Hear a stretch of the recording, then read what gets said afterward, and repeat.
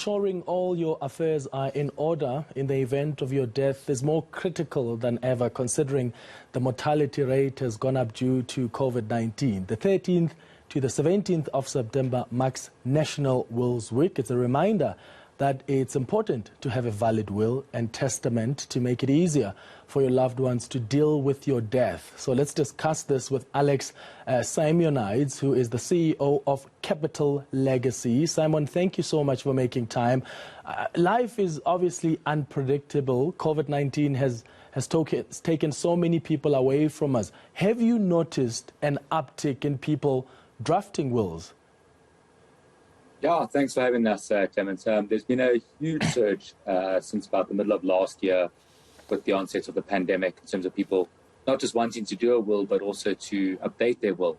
But yet we still have National Wills Week, and the message is still the same. There's still not enough people with a signed will. And, you know, it's an unfortunate situation where we've had a lot more deaths, and we've still seen a lot of estates where there wasn't a will.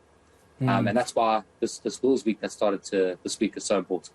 Yeah. What are the implications of leaving an estate without a will?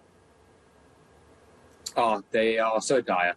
And it depends on your particular example. If maybe you have children and you want to leave some cash or a property to them, that cash, if you don't do a will and don't create a trust for them, will go to the government's guardian fund. And then also at the end of the day, it's the situation of you don't get a chance to say who gets what. The state will say who gets what according to a prescribed formula. You don't lose the money, but you don't say who gets what. And that's not what you want. I think also there's a lot of pain that happens because everyone's a bit clueless. You never laid down exactly what you wanted to happen. So everyone's got to second guess you, and you're no longer here to coordinate that. And just that amount of confusion just exasperates the pain of when you've gone, for those who survive you. And I imagine there are financial implications as well. Huge. The longer an estate takes, the more it's going to cost you, the beneficiaries. Also, it's a cash flow thing. The longer an estate takes, then the longer you're going to wait to get money from the estate, the longer you're going to wait to get ownership of the property.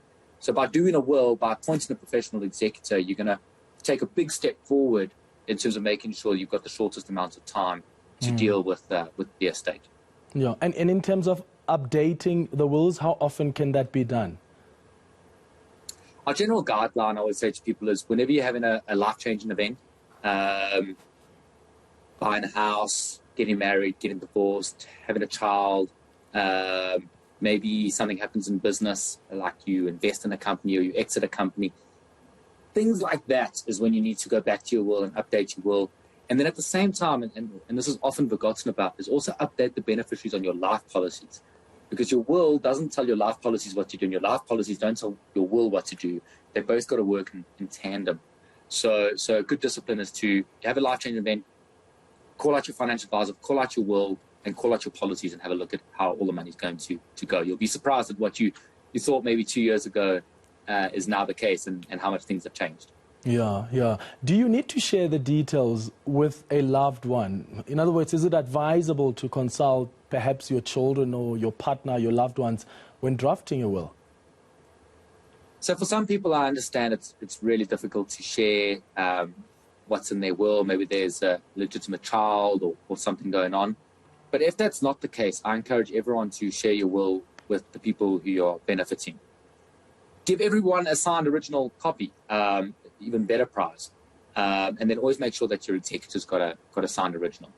Yeah. Alex, thank you so much for reminding us why it's so important that we get our affairs in order should anything happen. Alex Simeonides is the CEO of Capital Legacy. Still